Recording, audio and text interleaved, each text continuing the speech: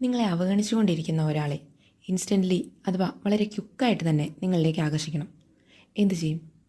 ഇതൊക്കെ വളരെ നിസ്സാരമായിട്ടുള്ള കാര്യമാണെന്നാണ് മനസ്സ് പറയുന്നതെങ്കിൽ ആ വ്യക്തിയിൽ നിന്നും ഒരു മെസ്സേജോ ഒരു ഫോൺ കോളോ എന്ത് വേണമെങ്കിലും ഞൊടിയിടയിൽ തന്നെ മാനിഫെസ്റ്റ് ചെയ്തെടുക്കാം. ശരിയല്ലേ? എന്നാൽ ഇതിനെ അങ്ങനെ നിസ്സാരവൽക്കരിച്ച് കാണുവാൻ നമ്മുടെ മനസ്സ് സമ്മതിക്കുന്നില്ലെങ്കിലോ? എന്താണ് പരിഹാരം? അതിലേക്ക് വരുന്നതിന് മുമ്പ് ലോ ഓഫ് അട്രാക്ഷനെക്കുറിച്ച് അറിവുള്ള പലരും ചെയ്യുന്ന ഒരു കോമൺ മിസ്റ്റേക്കിനെ കുറിച്ച് പറയാം.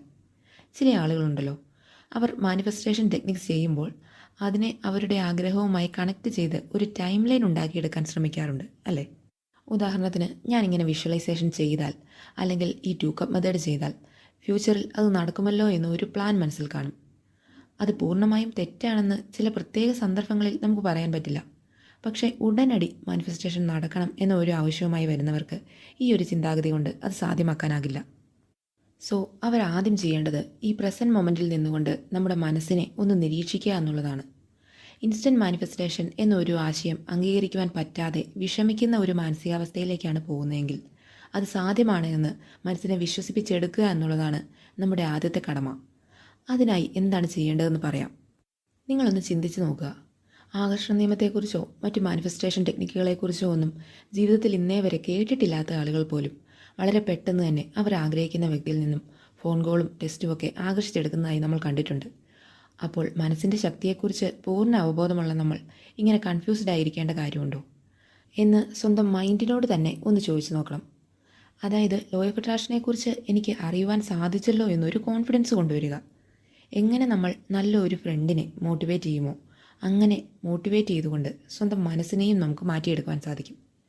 എല്ലാം ഈസിയായി നിമിഷങ്ങൾക്കകം തന്നെ മാനിഫെസ്റ്റ് ചെയ്തെടുക്കുവാൻ ശേഷിയുള്ള ഒരാളാണ് താനെന്ന് സ്വയം ഇടയ്ക്കിടെ ഓർമ്മപ്പെടുത്തിക്കൊണ്ടിരിക്കണം.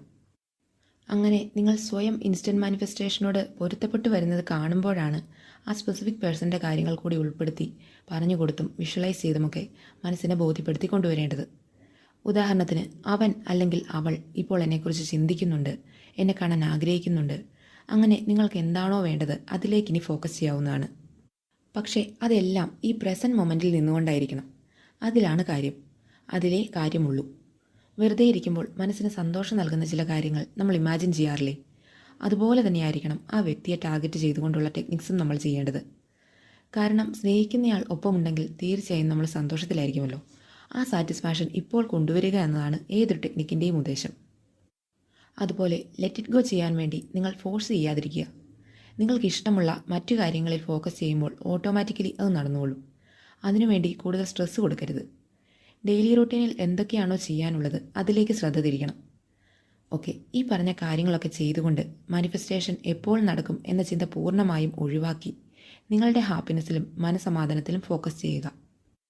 അങ്ങനെ ഇപ്പോൾ ഞാൻ പൂർണ്ണ സന്തോഷവാനാണ് എന്ന് മനസ്സിനെ ആത്മാർത്ഥമായി ബോധിപ്പിക്കുക. അപ്പോഴാണ് നമ്മുടെ മനസ്സിലുള്ള യൂണിവേഴ്സ് എന്ന് നമ്മൾ വിളിക്കുന്ന ആ ശക്തിക്ക് മനസ്സിലാകുന്നത് ഇതാണ് പെർഫെക്റ്റ് ടൈം.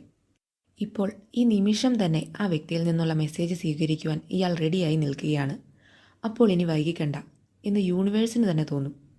ചുരുക്കി പറഞ്ഞാൽ സമയത്തെക്കുറിച്ച് ചിന്തിക്കാതിരിക്കുക. അതാണ് ഇൻസ്റ്റൻറ്റ് മാനിഫെസ്റ്റേഷൻ്റെ സീക്രട്ട് എന്ന് പറയുന്നത്. എത്രത്തോളം ഈ പ്രസൻറ്റ് മൊമെൻറ്റിൽ നിലകൊള്ളുവാൻ സാധിക്കുന്നുവോ അത്രത്തോളം ഫാസ്റ്റായി ആ വ്യക്തി നിങ്ങൾക്കരികിലെത്തും. Thank you.